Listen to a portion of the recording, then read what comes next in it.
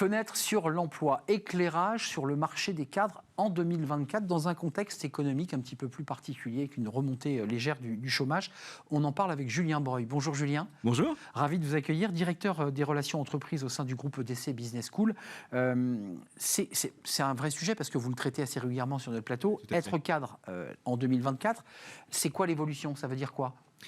Alors ça veut dire plusieurs choses.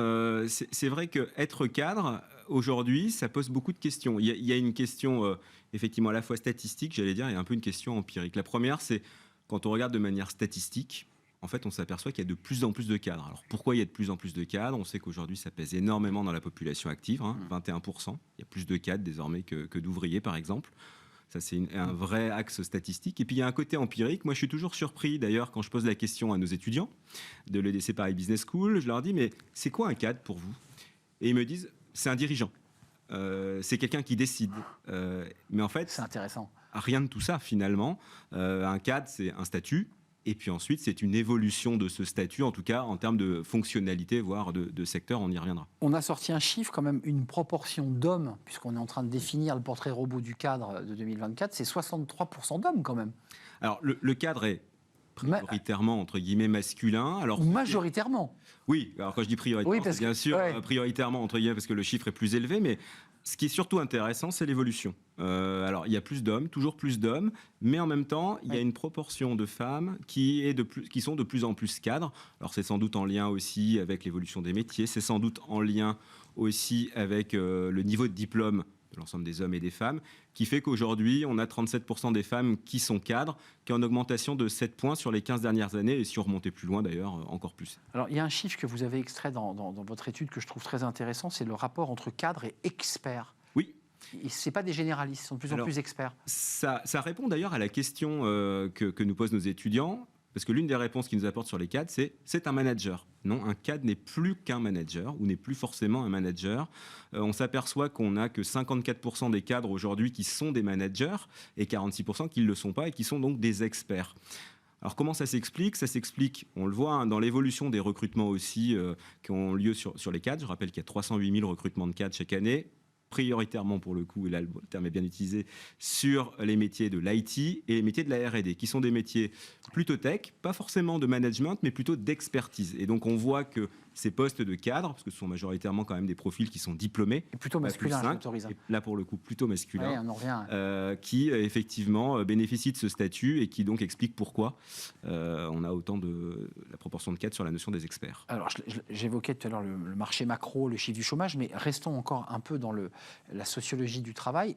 En 2024, il y aura toujours le même triptyque, finalement, conditions de vie, conditions de travail, équilibre, vie pro, vie perso. Enfin, ces sujets-là, ils sont toujours là, quoi. Alors, ces sujets-là sont très prégnants. Je crois que dans toutes les tables rondes ou les interventions, on en parle. Je crois qu'on en a parlé encore lors de la dernière intervention sur la notion de qualité de vie. Je crois que les enjeux prioritaires vont encore porter là-dessus. La qualité de vie au travail, faire que, et Rakuten en parlait très bien, faire qu'il y ait une vraie envie de venir travailler ensemble et une vraie qualité de vie. C'est pas forcément du full remote, à part si on y est obligé sur certains profils très pénuriques, mais globalement, on essaie de favoriser les qualités de vie au travail, et notamment via le cadre de travail. Deuxième, bien sûr, élément, la rémunération, c'est dans un contexte d'inflation. Mais pour vous, que vous placez en deuxième partie. Alors, c'est pas moi qui le place. Non, mais je veux dire, vous, c'est vrai que ce qui ressort, en tout cas. La qualité de vie est devenue encore plus importante. Aujourd'hui, attirer un cadre bien payé, mais qui n'aurait pas de télétravail, ce n'est pas une garantie qui vous rejoigne. En revanche, le duo des deux fait que là, il y a un développement de la marque employeur qui va être meilleur. 59% des cadres pensent qu'un nouveau modèle d'entreprise sans locaux physiques, sans horaire fixe, avec des collaborateurs dispersés est possible dans le secteur tertiaire. Donc ça, c'est ce que disent les cadres. Ça, c'est ce que disent les cadres. Alors, c'est une perception. Ça rigole pas, quand même, là. C'est sans doute le chiffre que moi, je trouve le plus fort. Alors, est-ce qu'elle est un peu utopique? Ça veut dire que quelque part, sans jeu de mots, il n'y a plus de cadre. On est vraiment dans une option où chacun travaille de chez soi. Ah oui, on est à l'os, là. Et en même temps, ça renvoie à un autre enjeu sur lequel les cadres nous disent « Moi, tel que je le perçois, il y aura de plus en plus de management de transition ». Le management de transition, ce n'est pas forcément quelqu'un qui n'est pas sur place, et c'est quelqu'un qui est là pour une mission, de manière temporaire, pour accompagner une transformation. Donc ça veut dire que c'est quelqu'un qui est certes engagé dans une collaboration avec une entreprise, mais on sait que ça sera sur un temps donné. Donc on voit qu'il y a quand même un éclatement de la perception du travail. Un effritement du rapport au travail. Du rapport au travail. Et à l'entreprise. La relation entre l'entreprise et le collaborateur, d'où un des enjeux qu'on voit apparaître aussi quand même en filigrane, c'est comment créer un collectif au travers de ça pour l'entreprise et pour les cadres qui seront managers avec leurs équipes. Merci Julien Breuil pour cet éclairage et cette compilation d'études. Il faut aussi qu'il y ait des études IFOP, APEC que vous nous compilez chaque mois. Merci de nous avoir rendu visite, cher Julien, directeur des relations entreprises chez EDC Business School. L'émission est terminée. Merci à vous, merci de votre fidélité, merci de la suivre évidemment chaque jour.